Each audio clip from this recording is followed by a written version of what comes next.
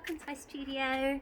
My name's Chandler and I'm taking part in the Carl Shorten Artists Open Studios this year, but of course it's online, so this is a virtual tour of my studio. Welcome. So just to start with, I've laid out some of my sketchbooks because they're a really important part of my work. These give me lots of ideas that then evolve into paintings, which you'll see around the studio. Often my work starts from the landscape and then develops from there into sort of mark making and painterly marks. So here's another sketchbook here.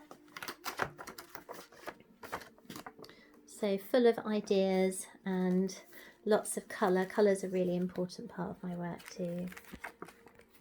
Okay, so when we first went into lockdown, I did a series of drawings, which I'm just going to grab for you and show you if you come over here.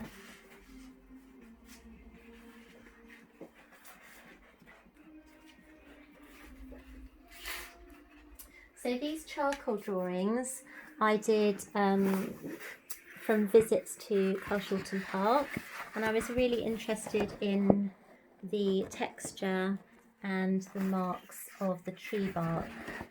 I called them my tree portraits, and they're very ancient trees as well. And I've used charcoal, graphite and charcoal pencil to create these. So these are a good starting point and a focus for a new series of works that I'm just working on now, so all work in progress. There's the last one, so I'll just put those away a moment. And now I'll show you some of the paintings that I've got in progress. So when I'm working on them, I tend to put the other ones against the wall so they don't sort of influence each other. None of these are quite finished yet, but it gives you some idea of how I work sort of in layers. And here's another one, and this one as well. Here you can see possibly some of the marks influenced by the tree branches, but quite often I lay the paintings flat on the table, I'm scraping the paint, I'm sanding areas off, I'm splashing paint on, and looking to create lots of different marks and effects. Yeah. So there we go. Now, because sketchbooks are a really important part of my work, I thought I would show you today how to make a really simple sketchbook. So this is a concertina sketchbook, which is great for when you're out and about, and if you wanted to do a landscape, you can then work across the pages. So you can just about see here how it sort of all folds up. And here's a much smaller one, so it doesn't really matter what size of paper you use. It folds out the same way, and it's just a great little resource to have with you. So if you want to come over here, I've got a big sheet of paper. I think this is about A2 in size. And what we're going to do first of all, if you can see okay, is fold it in half widthways, like that. So do make some quite sharp creases and make sure the folds are accurate. Then you're going to fold each outside edge into that centre line that you've just made.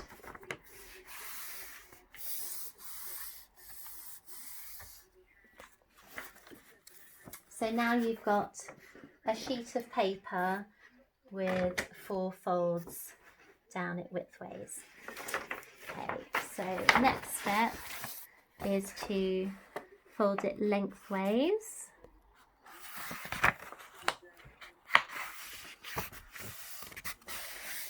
Like that.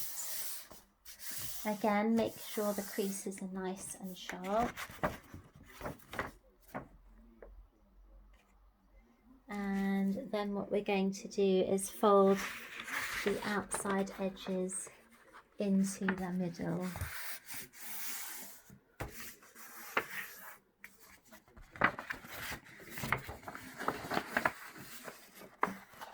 Like this.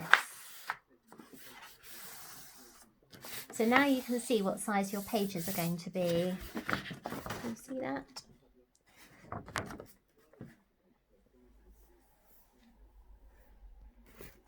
So I've got a pair of scissors here with me.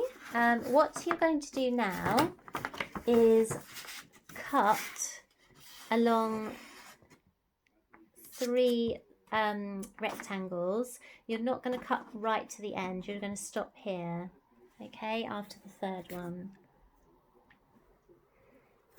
And then you're going to do another cut on the very last fold up here. So let's go. You can use a Stanley knife if it's easier. And then this one here. And just stop there before the end. Now you're going to turn the paper round.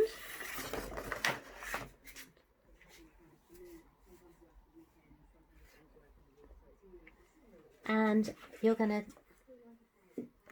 to cut along the center here, okay? And again, you're just going to cut 3 folds in. So now you've almost got like a W shape, can you see? So it should look like that. And all you need to do now is fold in, out, in, out, in, out, all the way around a piece of card, paper.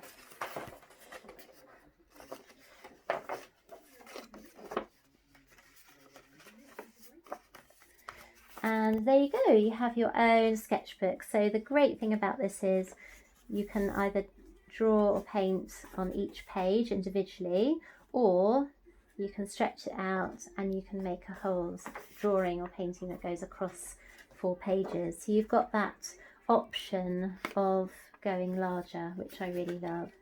And then you can do the same on the next 4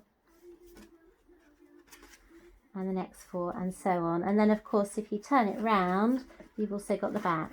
And now some people might like to put a really smart cover on, which you can do with a piece of card. Perhaps cut it to size and make it really strong and stick it to the front and the back, and to hold it together with an elastic band.